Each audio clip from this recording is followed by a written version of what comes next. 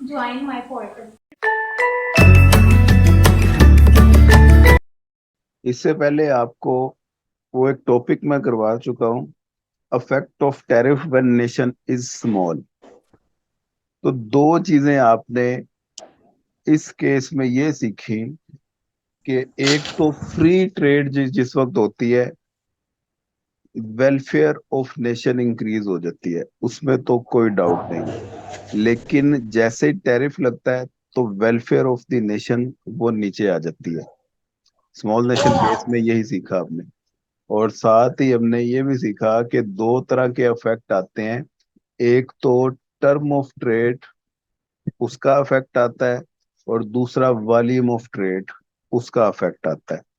अब large nation में और स्मॉल नेशन में बेसिक डिफरेंस ये है कि स्मॉल नेशन जिस वक्त टैरिफ लगाती है, उसका रेस्ट ऑफ द वर्ल्ड या ओवरऑल वर्ल्ड प्राइस पे कोई फर्क नहीं आता। टर्म ऑफ ट्रेड आपकी अनचेंज रहती है। टर्म ऑफ ट्रेड अगर पहले वन थी, बाद में भी वन ही रहेगी। हाँ, उस स्पेसिफिक इंडस्ट्री की या इंडिविजुअल प्रोड्यूसर जिसे कहते हैं, उसकी टर्म ऑफ ट्रेड वो चेंज हो जाती है, लेकिन ओवरऑल नेशन में भी कोई फर्क नहीं पड़ता। और रेस्ट ऑफ द वर्ल्ड, उसकी प्राइसेस में भी कोई फर्क नहीं पड़ता। बट यहाँ पे हम अज्यूम कर रहे हैं कि नेशन इज लार्ज, जिस वक्त वो टैरिफ लगाएगी तो वो वर्ल्ड प्राइसेस को हिला के रख देगी। उसका इम्पैक्ट इसकी अपने नेशन में भी आएगा और रेस्ट ऑफ द वर्ल्ड भी आएगा। वो इम्पैक्ट क्या होगा? लार्ज नेशन जब भी टैरिफ लगाती है, उस मुल्क का अपना टर्म ऑफ ट्रेड इम्प्रूव हो जाता है, और रेस्ट ऑफ द वर्ल्ड या नेशन वन का टर्म ऑफ ट्रेड वो डिटोरिएट हो जाएगा। हम फर्ज कर रहे हैं नेशन टू लार्ज है, तो नेशन टू का टर्म ऑफ ट्रेड इम्प्रूव होगा और नेशन वन का टर्म ऑफ ट्रेड डिटोरिएट हो जाएगा। तो इसमें लार्ज नेशन को पीपीसी की मदद से हमने नहीं दिखाना, क्योंकि कॉम्प्लिकेशंस हैं बीच में काफी।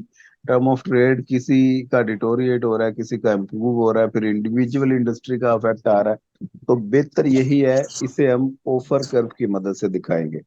बाकी इसकी सारी थ्योरी बुक में आप पढ़ लीजिएगा। जो मेन काम है डायग्राम, वो आपको मैं समझा देता हूँ। और जो याद रखने वाली चीज थी वो मैंने आपको बता दी कि लार्ज नेशन जब टैरिफ लगाएगी, उसका अपना टर्म ऑफ ट्रेड इंप्रूव होगा, rest of the world term of trade deteriorate होगा। और दूसरी बात कि वॉल्यूम ऑफ ट्रेड, इसने डिक्लाइन होना है। देखिए, एक तरफ वॉल्यूम ऑफ ट्रेड डिक्लाइन हो रहा है, लेकिन दूसरी तरफ टर्म ऑफ ट्रेड इंप्रूव हो रही है। Net welfare of the nation. Sir increase होगा। अच्छा, इसका net welfare of the nation, इसका अभी यहाँ पे हतमी जवाब नहीं हम दे सकते। वो इंक्रीज भी हो सकती है, डिक्रीज भी हो सकती है, कांस्टेंट भी रह सकती है। ये वेलफेयर डिपेंड करेगी इन दो चीजों के इफेक्ट पे। वॉल्यूम ऑफ ट्रेड डिक्लाइन हो गया है, उससे वेलफेयर कम हुई। इस तरफ टर्म ऑफ ट्रेड इंप्रूव हो गई है, इससे वेलफेयर इंक्रीज हुई। ठीक है। अब यहाँ पे हमें पता है कि दो नेशन के ऑफर कर्व्स, उनकी शेप क्या होती है जनाब? ये देखें,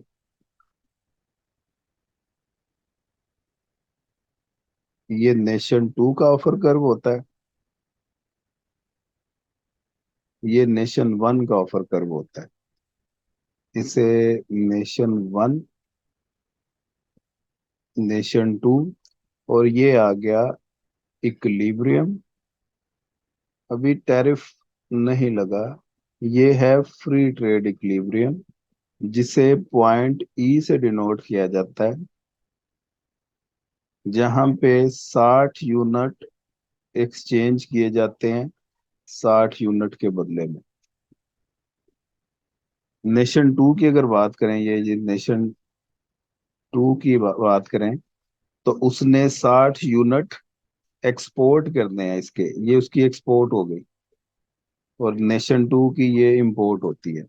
तो 60 यूनिट एक्सपोर्ट करके उसको 60 यूनिट इंपोर्ट के मिल जाएंगे। टैरिफ लगना है, नेशन टू ने टैरिफ जिस वक्त लगाया तो वो एक्स पे लगेगा कि वाई पे लगेगा? सर वाई पे लगेगा। वाई नेशन पे टू पे है ना? नेशन वाई टू पे सर तो लगेगा। नेशन टू की बात कर रहे हैं, दोबारा सोच के बताएं। कमोडिटी इस पे लगेगा। नेशन टू नेशन पे लगेगा। वो इम्पोर्ट कर वाई पे लगाएगी, वाई पे। अच्छा सर याद जी वाई रखें, पे लगेगा लगेगा नेशन टू जो है। क्योंकि इम्पोर्टेबल कमोडिटी है वाई की। जी टैक्स पे लगेगा। इंपोर्ट टैरिफ की हम बात कर रहे हैं। टैरिफ लगना है इंपोर्ट के ऊपर, क्योंकि इंपोर्ट टैरिफ सर का जिक्र है। तो नेशन टू की इंपोर्ट क्या है, एक्स है कि वाई है? एक्स। एक्स है, तो एक्स पे टैक्स लगना है, एक्स है। ये बात आपने याद रखनी है। तो नेशन टू ने 100% यहाँ पे, ये टर्म ऑफ ट्रेड है जी, फर्ज कर लें फ्री ट्रेड में टर्म ऑफ ट्रेड 1 की होती है, ये तो हमें पता है। PW = 1 होता है, 1 है, इसीलिए तो 60 यूनिट के बदले में 60 एक्सचेंज हो रहे हैं। अब नेशन टू ने एक्स कमोडिटी के ऊपर यानी कि इंपोर्ट के ऊपर लगा दिया है 100% टैरिफ। पहले प्राइस 1 रुपया थी, 100% टैरिफ लगाने से प्राइस उसकी हो गई 2 रुपये, लेकिन टर्म ऑफ ट्रेड, अभी आपको ये मैं बता के हटा हूं कि उस नेशन टू की इम्प्रूव हो जाएगी और नेशन वन की डिटोरिएट होगी। तो नेशन टू की जो ऑफर कर्व बनेगी ना टैरिफ लगने के बाद, उसकी शेप कुछ इस तरह से होगी, इसे 2 डैश कह दें। ये ऑफर कर्व नीचे आ जाती है हमेशा जब भी टैरिफ लगता है, मजीद टैरिफ लगेगा ये फिर नीचे आ जाएगी, फिर टैरिफ लगेगा फिर नीचे आ जाएगी। समझे बात? जी सर। अब नया इक्विलिब्रियम जो बन रहा है ना, वो बन रहा है इस पॉइंट पे, ई डैश पे, जहां पे अभी आपको मैं बता के हटा हूं कि term of trade nation to की वो क्या हो गई है भला, डिटोरिएट। इम्प्रूव होगी। डिटोरिएट। ये इत्थे लिखे है, ये देखें, ओके। नेशन टू की इम्प्रूव होगी, वर्ल्ड मार्केट की डिटोरिएट होगी। तो यहाँ पे नेशन टू की टर्म ऑफ ट्रेड इम्प्रूव हो गई है। यहाँ पे आप फर्ज करें कि 50 यूनिट एक्स के और 40 यूनिट वाई के, वाई के टैरिफ लगने के बाद 40 यूनिट ये दे देता है और 40 के बदले में 50 यूनिट इंपोर्ट के इसको मिल जाते हैं, ये इधर 40 लिखना है मैंने। तो यहाँ से साफ जाहिर है कि टर्म ऑफ ट्रेड इम्प्रूव हुई है, डिटोरिएट नहीं हुई, क्योंकि 40 दे के 50 मिल रहे हैं, कम दे के ज्यादा मिल रहे हैं, इम्प्रूव हो गई। तो ये क्या हो गई जी, टर्म ऑफ ट्रेड। इम्प्रूव हो गई। जी सर, इम्प्रूव। इसको डिवाइड करें ना 50 ओवर 40 करें, जरा क्या आंसर आता है? 1.25 आएगा, जल्दी कर लें। 1.25 बन रहा है। जी सर। तो इसे मैं जी सर। PF कह देता हूँ, ये हो गया 1.25। अच्छा ये मैंने क्या किया, 50/40 रखा है मैंने, ये यानी कि PX/PY ये रखा मैंने। ये नेशन टू के पॉइंट ऑफ व्यू से मैं बात कर रहा हूँ। बुक में जो आपको डायग्राम मिलेगी ना, उसने 40/50 किया हुआ है। वो वर्ल्ड की टर्म ऑफ ट्रेड डिटोरिएट हो गई है, वो 0.8 हो गई है।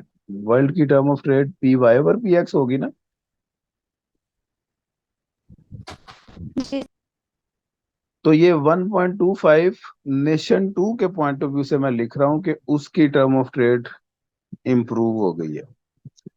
अब यहाँ पे जो बात समझने की है वो ये कि ये तो मैंने ओवरऑल नेशन की बात कर दी, लेकिन वो इंडिविजुअल प्रोड्यूसर्स जो एक्स और वाई कमोडिटीज के साथ बराह रास्त इंगेज हैं, ये जरूरी बात है, अपने पल्ले से बांध लें, भूल देनी है आपने, उनकी टर्म ऑफ ट्रेड डिटोरिएट होगी। नेशन टू की जो इंडिविजुअल इंडस्ट्री है, स्पेसिफिक प्रोड्यूसर्स उस इंडस्ट्री के साथ इंगेज हैं, उनकी टर्म ऑफ ट्रेड डिटोरिएट होगी।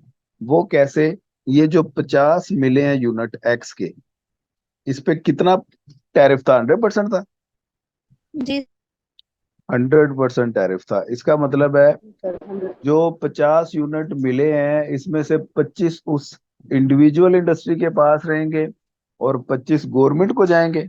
अब गवर्नमेंट आगे सब्सिडी देती है, वो बात की कहानी है, लेकिन इंडिविजुअल के खाते में तो 25 ही आएंगे ना। जी सर। जी सर।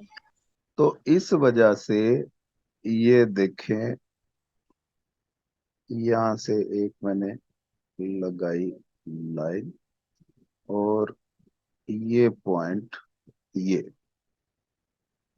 आ गया जी 25 का, ये है 50। तो ये जो टर्म ऑफ ट्रेड बने ना, यहाँ से लेके ये वाली, इस पॉइंट से जो काटती हुई जा रही, ये उस नेशन टू की इंडिविजुअल इंडस्ट्री की है, जिसे पी डी से मैं डिनोट कर रहा हूँ, या पी एफ डैश से डिनोट कर लें। अब ये 40 दे के इनको 25 मिल रहे हैं, तो ये बताएं जरा क्या बनी टर्म ऑफ ट्रेड की कहानी। डिटोरिएट हो गई। 50 ओवर 40 करें जरा। 0.625। हाँ, 25 ओवर 40, 0.625 आ गई जी। इसका मतलब इंडिविजुअल इंडस्ट्री, उसकी टर्म ऑफ ट्रेड कम होके 1 से कम होके 0.625 पे चली गई है, लेकिन ओवरऑल नेशन की जो टर्म ऑफ ट्रेड है वो इम्प्रूव होके 1 से ज्यादा होके 1.25 पे चली गई है। जो 50 यूनिट इनको मिले हैं, उनमें से इंडिविजुअल इंडस्ट्री ने 25 रखे और 25 रखे गवर्नमेंट ने, यहाँ से लेके यहाँ तक 25 बनते हैं ना, ये गवर्नमेंट का शेयर है। तो गवर्नमेंट के पास जो 25 यूनिट आए, वो वापस इसने अवाम की वेलफेयर पे लगाए, जिसकी वजह से उसकी टर्म ऑफ ट्रेड इंप्रूव होके वो नेशन यहाँ पे ई डैश पॉइंट पे अपना लिविंग स्टैंडर्ड इंजॉय कर रहा है। अगर तो नेशन के ऊपर गवर्नमेंट वापस वेलफेयर पे ना लगाती, वो 25 यूनिट सब्सिडाइज ना करती, तो नेशन ने इस डी पॉइंट पे ही रहना था, एक्स के 25 यूनिट एंजॉय करने थे। लेकिन सब्सिडाइज करने का इफेक्ट ये हुआ कि वेलफेयर डी की बजाय ई डैश पॉइंट पे है, जहाँ पे वो एक्स के 50 यूनिट एंजॉय कर रहे हैं। मेरा ख्याल है समझ लग गई ये सारी बात। जी सर। ओके जी। हबीबा आपको क्लियर है, और खजीमा, आमना, रहीम, फातिमा? जी सर क्लियर है। जी सर। ठीक है।